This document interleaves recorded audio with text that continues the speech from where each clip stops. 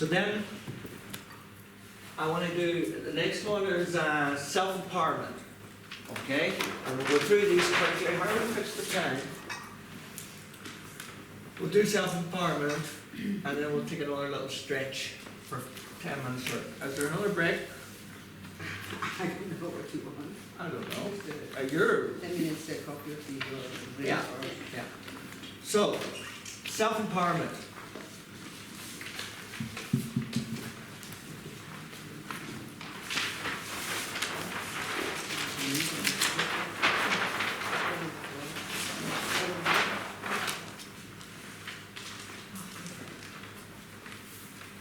Self-empowerment deals with relationships.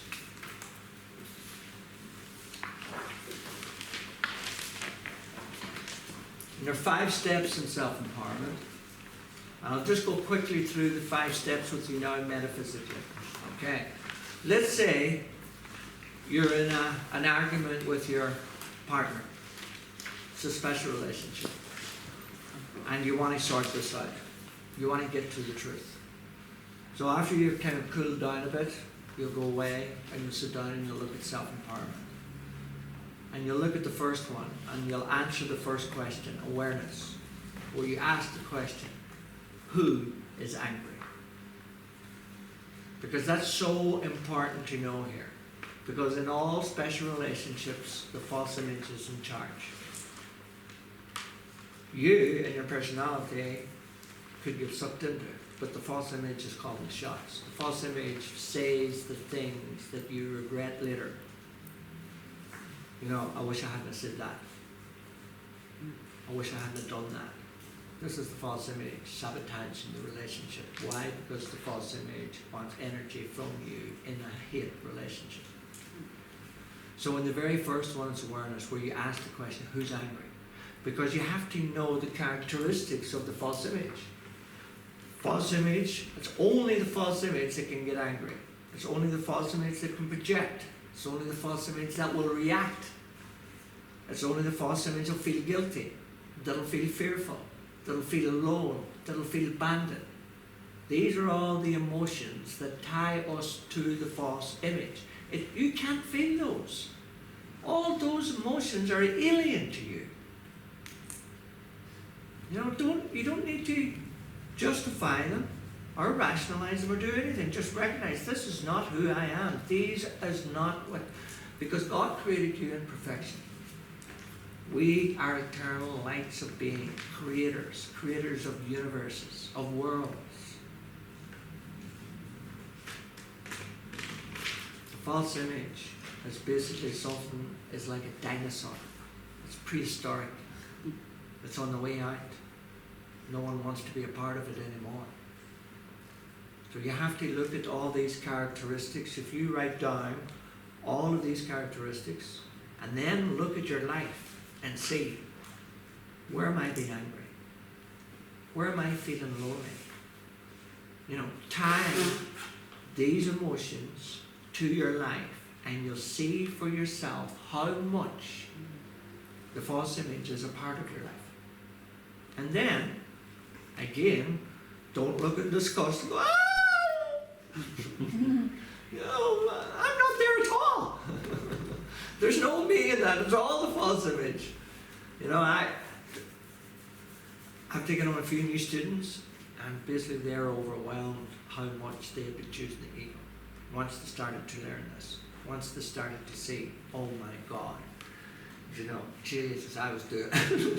You know, one guy told me, he says, I just fucked up everything. You know, and I said, you didn't fuck up anything, because look, you know, you could have went through your whole life not knowing this, that you were doing this to yourself. But I said, look at the great news, now you know. Now you can do something about this. And then it just, like that, you just, wow. He went into a different state of mind. And now he was looking at things differently. He was all happy, he was in power, all of this, like. So perception's everything. Don't look at this when you're looking at the false image, when you're looking at basically what's not true about yourself. Don't look in disgust. You know? You don't have to look in glee either, but look in amazement and gratitude Because this is not who you are anymore. Isn't it a relief to know that all those times you were an angry person, that was never who you are in reality? That's not who you are. You're not even capable of being that way. And that's why we feel so bad about ourselves. Because of our behaviour. But our behaviour comes from our emotions. Our emotions come from our thoughts. And our thoughts is coming from the ego. So, we're all in a prison. You know? And the good news is that everything that we have done inside this prison has all come from the ego, and it means nothing. There's no one who could come into this world and go backwards. Everybody comes here up and beyond. Everybody's growing, everybody's moving forward. So you can't come here and do a single act that would take you backwards. There's nothing you can do. Because let's say a person comes here and let's say they kill someone. I mean, even look at the truth of that. Is it possible for someone to come here and kill someone? Yeah. Everything's predestined when it looks like that. You know, we're playing out scripts. You know, playing out choices. This is what I want you to do. This is the role I want you to play. And I mean, probably the person who's been the biggest asshole in your life is probably one of the most loves of your soul group in the spiritual universe. Because we ask people very close to us to play roles. They don't want to play these roles. They say no. But they know also that what this role means, not only to yourself, but to the entire soul group. Because when one person wakes up in the soul group, everybody wakes up. There are 24 in the soul group. Okay, and that means your family, your relationships. There could be people in your soul group who has passed on. There could be people even in your soul group who hasn't been born yet. You know? So a soul group's like a, you know, in this world you have your family. Okay? In the spiritual universe you're going to have another level family, your soul group. And you're very familiar with the soul group because you've all enjoyed many, many lifetimes together playing many, many different roles. You know? And like I say, there might even be people coming in that's not even born yet coming into your soul group. So, you know, we're not doing this alone. Jesus says in the Course, no one's doing this alone. So, awareness is the first one in any relationship problems you have. Ask yourself the question, who is angry? Who's upset? The second one then is detachment. And detachment at this level, in this situation, means you're in a story with your special relationship and it's detaching from the story. Because this story is over, right? You know, the special relationship, who's right, who's wrong? Who's in the good room, who's in the bad room? But look, do you really want to get into the good room? You know, bring the truth to the story now that the false image is involved in. Because the false image is trying to get you into the good room. Yeah? Why would the false image want you in the good room? Because feet wants belly. Yes. Yes. You know, false image doesn't tell you. When you're in an argument arguing over who's right and wrong with someone, does the false image will come in and say, by the way, if you're right, you're going to be a victim, you're going to have a lot of fear. Does the false image tell us that? No. You know, false image is setting you up. It's a child, we love it. But don't trust the love back. Because there's nothing it says to you is true in any regard whatsoever. So, in the story that you have, whatever the relationship is, it could be a family member, it could be your partner, it could be mother-daughter, it could be father-son, it could be anything. Do you really want to keep the story that's going on here that's causing this conflict? Detach from the story. Okay? Then, step 3 is discernment. Now look at what's true and what's false in this story. I'm angry with someone. I'm projecting onto someone. That means I'm trying to displace my guilt onto this person. You know, when you look at all the metaphysics of what's true and false in this, then you'll see how special a relationship that this was brought. You'll also see what the false image was trying to do here. You'll see the motive. What's the motive? You're seeking to get all my conditions met. If I don't get them met, then I want to get rid of this. look at the truth of any story you're involved in. Be honest with yourself. Because if you look at it and you're not being honest, okay, then you're going to have to rerun that story over again. It's kind of like, think of, what do you call him? Orson Welles, the great director. And you've just played a pretty tough scene. Alright, a tough scene. Took a lot of energy out of you, and you're sitting back now, and Orson's the director, and he goes, you haven't learned, play it again. And that's what happens in life. We go through these tough scenes, we haven't learned the lesson, and then, again, who's sitting back is your higher self, and you're going, run it again. Run it again. Another take, another take, another take. And that's the pattern that resurfaces over and over and over again in our lives. We keep rerunning this because we're not learning the lessons. All we have to do is look at the lessons, is basically look at the story, see the truth in the story. What is really happening here? What's not happening here? What's not true here? Is this love? That I believe that I'm in this relationship, be it with a family member, be it with a partner, be it with a child or anything, is it love? It's not. Because I'm only in this relationship with my daughter, basically because I have needs. I have conditions that I need to be met. And if I don't get them met, then I'm going to be angry, and I'll rationalize that anger. I'll say, I'm angry with you because it's only because I love you, And that's why Jesus says in the Course, there's no love in this world without ambivalence. You know what ambivalence means? Love-hate. Love-hate.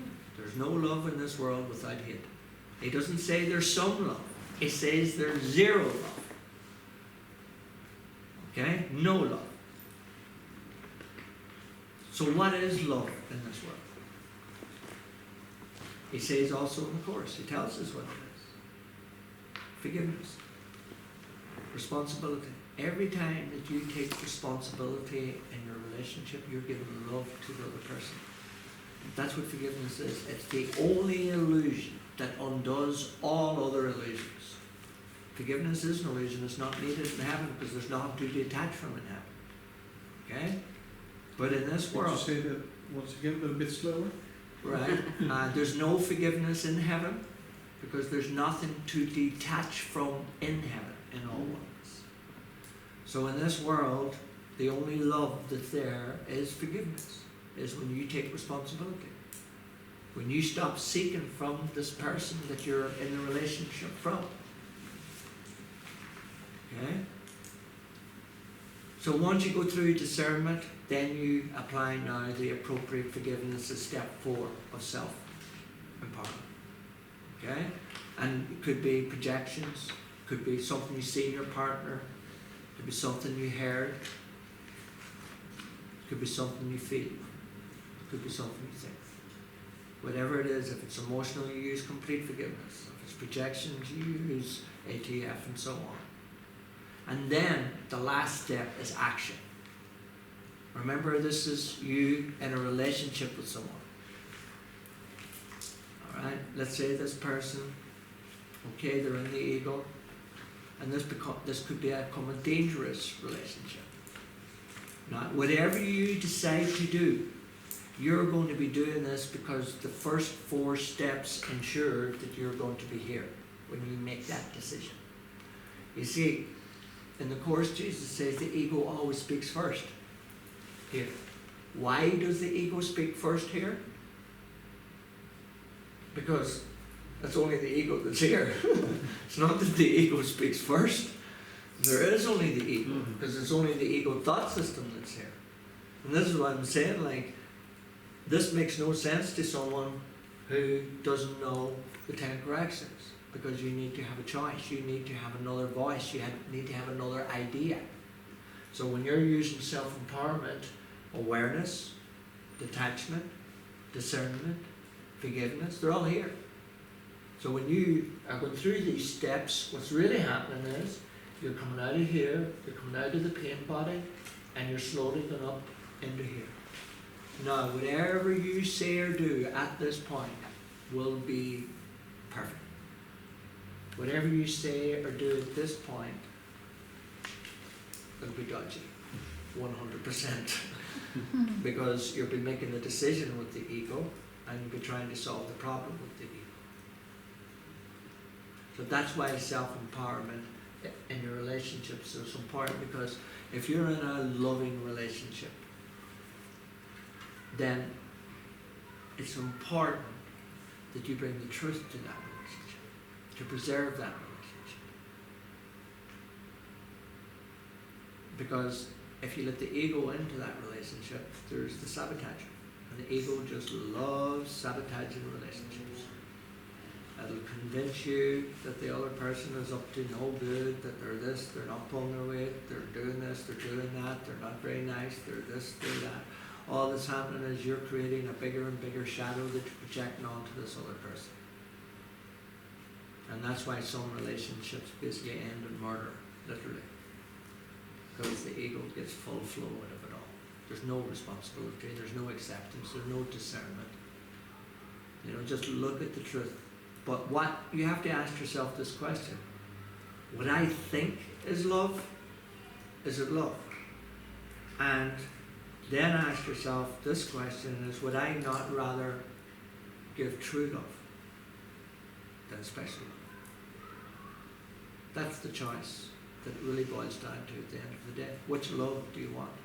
Do you want the special love or do you want true love? And true love is basically you taking complete responsibility for every relationship you have. And the reason why you're taking complete responsibility for it is because it's only you that thinks about every relationship you have. Other people will have their thoughts, but it's you, your thinking is going to directly affect how you feel about every relationship you have. Does that make sense? People gauge, oh, I don't like that person.